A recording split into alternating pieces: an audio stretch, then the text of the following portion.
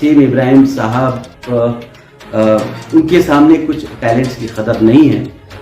उनके सामने सिर्फ पैसे वालों की कदर महसूस होने लगी। जिस तरह की सियासत सीएम इब्राहिम साहब कर रहे हैं, न इससे कुछ रियासत को फ़ायदा होगा, न जनता दल को फ़ायदा होगा, न उनकी खुद की कम्युनिटी को फ़ायदा होगा। वो खुद की कम्युनिटी के उभरते हुए लीडरों को साइडलाइन कर रहे हैं। एक तरफ जेडीएस पार्टी आने वाले असेंबली इंतखाबात में कामयाबी हासिल करने के लिए जी तोड़ कोशिश कर रही है, वहीं दूसरी जानिब पार्टी में मनमानियां होने की बात को लेकर पार्टी के ऑलराउंडर लीडर अशफाक मर्की ने इस्तीफा दे दिया है। जनता दल सेक्युलर के कौमी कारगुजार कमेटी के रुकन अशफाक मर्की ने जनता दल पार्टी से इस्तीफा दे दिया है। पार्टी के होनहार कायदीन में शुमार होने वाले अशफाक अहमद ने अपने इस्तीफे में इस बात का इल्ज़ाम लगाया है कि पार्टी के नौमुंतखब सदर सीएम इब्राहिम लीडरशिप को ख़त्म कर रहे हैं।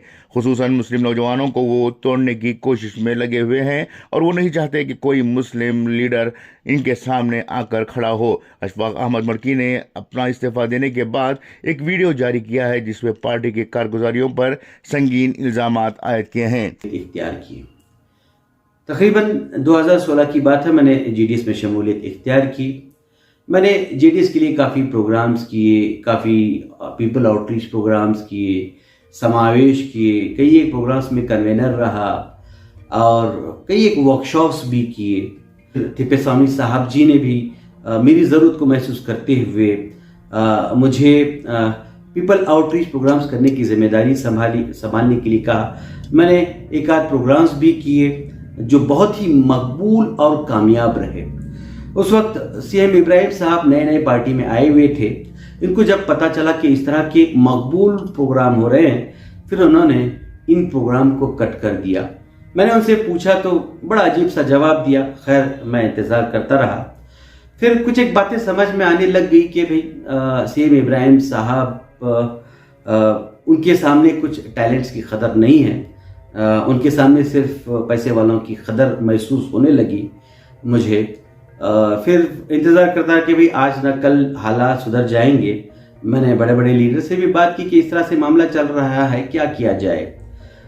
फिर समझ में आने लगा कि भाई जिस तरह की सियासत सीएम इब्राहिम साहब कर रहे हैं, न इससे कुछ रियासत को फ़ायदा होगा, न जनता दल को फ़ायदा होगा, न उनकी खुद की कम्युनिटी को फ़ायदा होगा। वो खुद की कम्युनिटी के उभरते हुए लीडरों को साइडलाइन कर रहे हैं। जैसा कि मिसाल के तौर पर बात अगर हम गुलबर्गा की करें, वहाँ पर नासिर उस्ताद एक टैलेंटेड शख्सियत हैं, उभरते हुए लीडर हैं।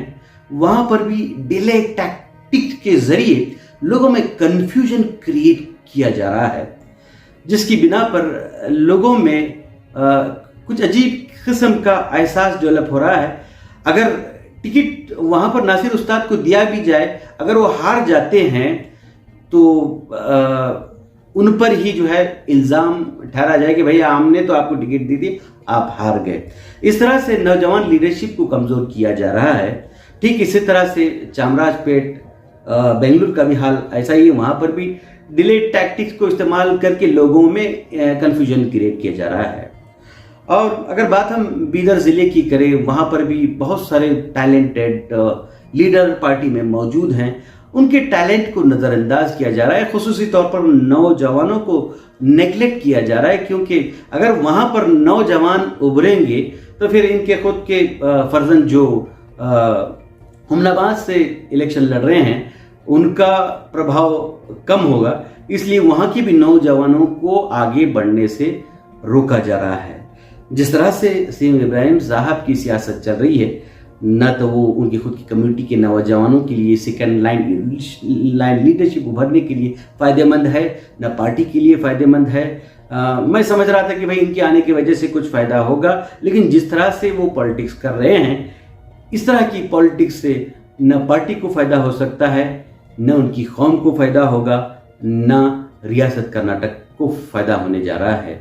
तो मैं ये जो इल्ज़ाम सीएम इब्राहिम साहब पर लगा रहा हूँ, ये इल्ज़ाम नहीं बल्कि हकीकत है। ये उनके लिए एक मौका है, क्योंकि ये भी दीनदारी की बात करते हैं। जिस तरह की आप सियासत कर रहे हैं, ना आपकी दुनिया के लिए बेहतर है, ना आपकी आखिरत के लिए बेहतर है। इसी सोच को देखते हुए मुझे पार्टी में एक किस्म का सफोकेशन महसूस हो रहा है, और इसी सफोकेशन को देखते हुए मैं पार्टी के पोजीशन से और प्राइमरी मेंबरशिप से इस्तीफा ले रहा हूं। ब्यूरो रिपोर्ट, इनकलाब न्यूज़, बेंगलुरु।